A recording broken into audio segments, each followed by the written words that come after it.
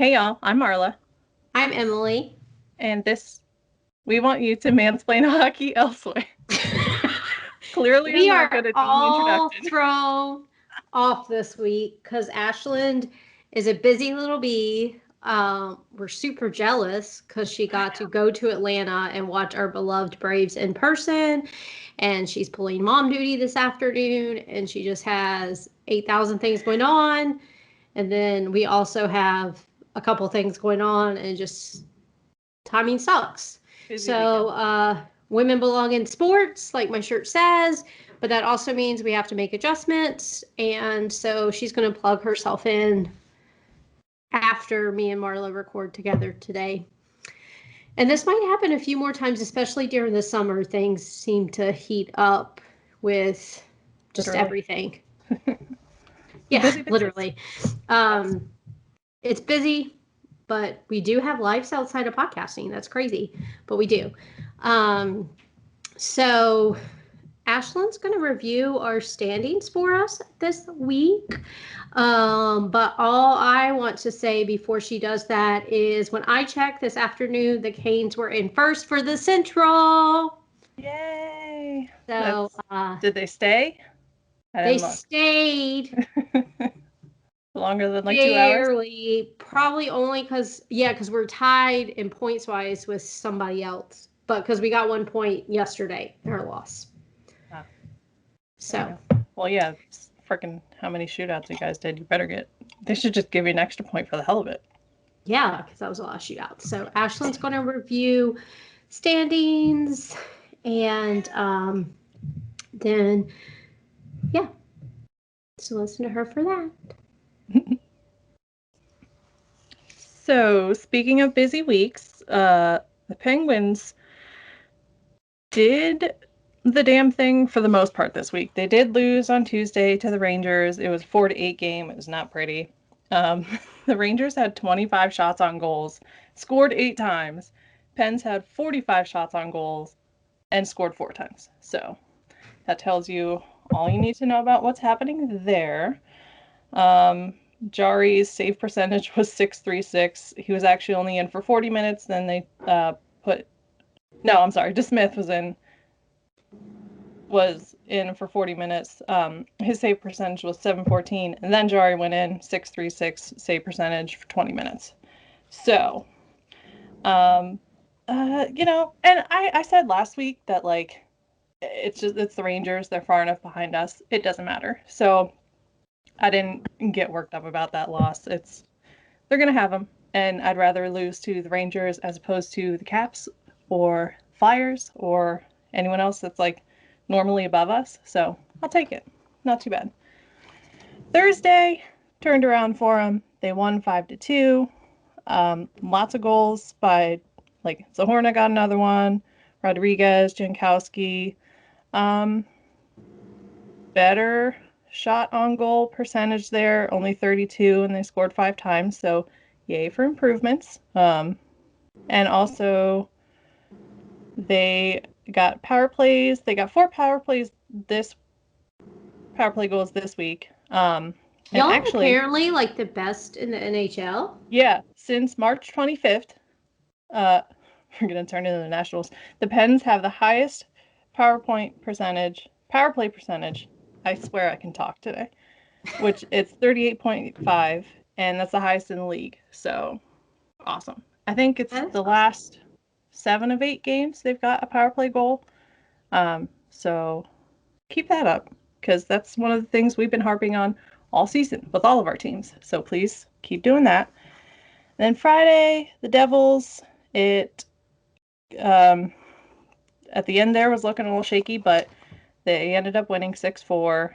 They got DeSmith in the goal again. His save percentage was 867. Russ got 2 goals. Sid got his only goal of the week, so slower week for him, but he's allowed, especially, like I said, these games against people who are lower than us, so whatever, fuck it. Um, and that's, they're chugging along. That's how I'm our sure week he's went. doing other stuff too. Yeah, I mean, he's still, like, Sidney Crosby on the ice. It's not like he's not doing shit, so he's Right. just letting these other guys get goals. Why not? Right. Yeah, he's just like sharing. That's super cool. Sharing is caring. Exactly. So, yeah, the Canes had, well, we started off the week really good yesterday, but we'll get to that. So Sunday, Peter Mraznik, our goalie, was back, and he had a perfect game. He had 28 saves. We shut out the Stars 1-0. Martinuk was the one scoring for us. We had 38 shots on goal. They only got 28. We had a 59% face-off percentage. I don't know what a good face-off percentage is. Yeah, ours were 59, 59, and 49. So eh, I I figure don't above know if there's like a hard and 50% fast is number. like, I mean, I would aim for at least 50%, I would think. Yeah. Somebody can add us and tell us. Yeah. We had the single power play in the game and we didn't convert, but like we always have tons of power plays in our games on both sides, so that was kind of weird. Mm-hmm. Tuesday we beat the Panthers 5-2 after 4 unanswered goals. Mraznik had 34 saves. Both teams had 36 shots on goal. We had 58% face-off percentage. We scored on 2 of our 4 power plays, and they also got 2 power plays, but they didn't score on theirs. So our Stahl, because there's 3 Stahl brothers in the league. Mm-hmm. One who used to play for us, and then we traded him away too. But so our Stahl had 2 goals. Trocheck, Hamilton, and then Jasper Fast had a goal for us. That's a I fun just name. like saying his name. Jasper Fast. And then on Thursday, March's Rookie of the Month, Ned, got into the net again to, I guess, give Mraznik a little break. He got 24 saves in his 3rd NHL shutout. Like, he's a rookie. He has 3 shutouts already. That's crazy. Sebastian Aho scored .300 for his career. We only have 42% face-off percentage. We only scored on 1 power play. They scored on none, and both teams got 4. So, again, sucking on the power plays, but whatever. Got us back into first place with our win. So, yay! Last night we lost to the Red Wings. For some reason, they seem to have our number this year. Like, I think that's our third, or that's at least our third, maybe our 4th loss to them, which I don't know why. But so Aho tied it at the end of the 3rd. We got 1 goal, but then it got called back for goalie interference. So then Aho had to score again. And then it went to 7 rounds of shootouts, which I was like, that's a lot. But insane. Apparently, yeah, the longest shootout ever was 20 rounds. I can't, like, that's a whole game. Like, yeah. Oh my God. The Panthers defeated the Caps 2-1 on December 16th, 2014, and that shootout. The previous record before that was 15 rounds when the Rangers defeated the Caps in November 2005. Nice. So apparently the Caps really like long shootouts that they lose. But I did not like even a 7-round shootout was insanity. Yeah. That probably legitimately took like 20 minutes. Yeah, it was insane. It was insane. And so next week we have the Red Wings again on Tuesday, so hopefully we get some revenge against them. Yeah. And then we face Ashland, why I messed her name up, I don't know, after a year. This is not just water in my cup. I'm preparing for our next podcast already. We have her Preds on Thursday and Saturday. So I know she wants her Preds to win. Like, maybe they can take it to overtime and still get a point, but I hope we win so we can stay in first. Yeah. Because it would be nice to actually stay in first for like a whole week. There you go. The Red Wings and stuff you're saying, it's always so annoying when the worst team has your team's number. And like, it's always like one team every year. It's like they're the terrible ones, but they beat us every time. And it's like every time. It's really annoying. It makes you wonder, like, if your guys just like slack. I don't want to say slack because they're obviously still working, but like I feel like they play down to their competition. Yeah, and they're like, you know what? And like, I mean, you know, if you're playing a team that's 11 points behind you, maybe they're like, yeah, fuck it. I mean, we're gonna kind of relax a little bit this time, not injure ourselves or something, God forbid. So maybe that's it. That's understandable. Yeah. Who do we have this week? We've got the Devils tonight. And then we don't play a lot this week.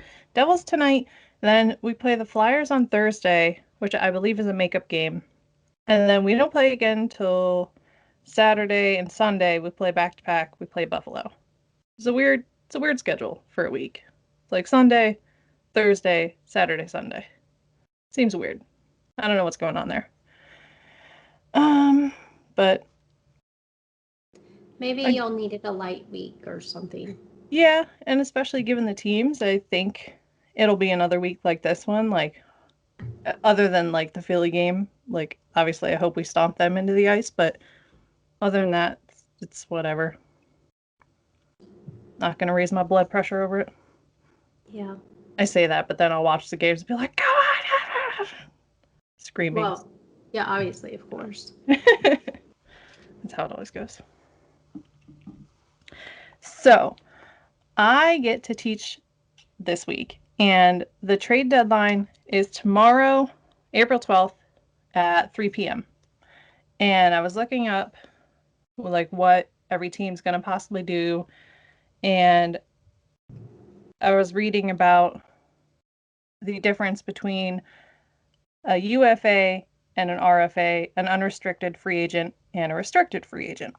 Okay, good. I'm glad you Yeah. spelled this out. Yeah. And I'm not very well versed on it, so we're learning together a little bit, so bear with me. Okay. So, a restricted free agent is when a player has either, it's the status given to a player whose initial entry level contract, so like when you're drafted into the league, you get your contract. They're typically 3-year contracts, I guess. Okay. And when their entry level contract has come to an end, but they have yet to reach the unrestricted free agency status, and this is where their rights are still held by the team. So it's essentially like their service time hasn't been met yet. So, Oh, okay. an unrestricted free agent is when they have hit either 7 years or age 25, whichever comes first. So, an unrestricted free agent is allowed to sign with any team, and the team that held the rights can't match any signed offers, doesn't get compensated if they sign with someone else. It's like you're done if you want to be, you know. Um, a restricted free agent, I guess, doesn't always have to re-sign with their team. But if the team gives them up, they like have to give up draft picks or something like that. And I was looking for like a succinct summary of this because it's kind of I'm maybe not smart enough to understand it completely. Totally possible. So I found this Reddit post. The user is finest underscore Tonto69. Nice. A restricted free agent, the team still has control over the player, but other teams can still offer contracts, but the controlling team can match. So sure, you can go to that team for this much, but we're gonna match this. So actually you'll get paid the same. So you stay. Um, if they don't, the other team may have to give draft picks back depending on the money. An unrestricted free agent, the team doesn't have control. Any other team can offer the player a contract. They can decide where they want to go. And that's 7 years, which seems like a long time, but I get like hockey careers can be pretty lengthy, or age 25. So I thought that was interesting because didn't, So I don't know does anything about that kind of hockey, stuff. well, and hockey, I don't know enough about like minor league and stuff like that. Because like Yeah, for the AHL. baseball's obviously the main sport I follow, and it's completely different almost if you have international players versus American players. Because a lot of Yeah. the American players go at least to some college, so they would hit that age 25 before they hit 7 years. A lot of the Mhm. international players or might hit the 7 years first. A lot. I don't know what the percentage is, so don't quote me, but I feel like a lot more hockey players are drafted out of high school. So I think that's why it's a longer period of time for them to be in the league, because you're younger. So, you gotta stay longer, I guess. And So I it'll guess be, you get your more return on your money because you think about like the Penguins draft Crosby when he's 18. He was already good, but they're not going to spend the first 3 to 5 years of his career developing him and then ship him off somewhere that they get all the benefits of a mature Crosby when they put in all that time and effort and everything to get him yeah. to the super level. Yeah. And I think that's Maybe where the he's 7 not the years best comes in. example, but like that's who I know. Yeah, but that's where Yeah, like because that you're longer, 18. especially if you get more of the younger ones, Yeah. So either like way, you if you need some draft someone when they're payback 18, for developing. you get them till they're 25. So I think but so with the trade deadline, I had to clear that up first because I didn't know the difference between all that and like the intricacies of that. So I looked at an athletic article that listed what every team supposedly is going to be for the trade deadline tomorrow. And let's see if I can find which author it was quick. I made a list, but hold on, see if I can find my saved. Navigating apps is fun. Here we go. The authors, Ian Mendez and Sean Gentile. So they said the buyers are going to be as follows: Bruins, Islanders, Flyers, Capitals, Flames, Oilers, Canadiens, Maple Leafs, Jets, Avalanche, Blues, Knights, Canes, Panthers, and Lightning. And everyone else is going to be sellers. So Sabres, Devils, Rangers, Penguins, which I don't personally agree with, but I'm not an expert and whatever. Senators, Canucks, Ducks, Coyotes, Kings, Wild, Sharks, Blackhawks, Blue Jackets, Stars, Red Wings, and Predators. So your team is the only one Avalanche of us three already that are going to got, be buyers. well, Avalanche already got someone from the Red Wings, which I only know because I get Red Wings updates, but Canes did not have, I'm by no means an expert here, did not have a lot of room in their salary cap. Yeah, I cap remember this space makes being a an difference. issue at the beginning. Yeah, at the beginning of the season with the COVID list and all that, and we were like kind of screwed for a couple games because we like had nothing to play with. Yeah. So, but I don't know if they free up room by dumping some people and trading others or how they do it. So it'll be interesting to see. Plus, our coach's contract is coming up soon, so they might keep that in the back of their mind too. Who knows? Yeah, because just for an example for us, like they say the Flyers are going to be buyers. Their projected deadline cap space is 5.1 million, and the Pens are going to be sellers because their projected deadline cap space is 750,000. So, I mean, obviously, if you're only looking at like cap space and money, like I guess I can see it, but I don't know. I mean, the Pens still, I don't know. Maybe I'm just being overly optimistic. It's also very possible, but I don't know, man. Try it. Do the damn thing. Come on. Why not? Well, we will see. We will see. And Ashlyn will let y'all know where to find us.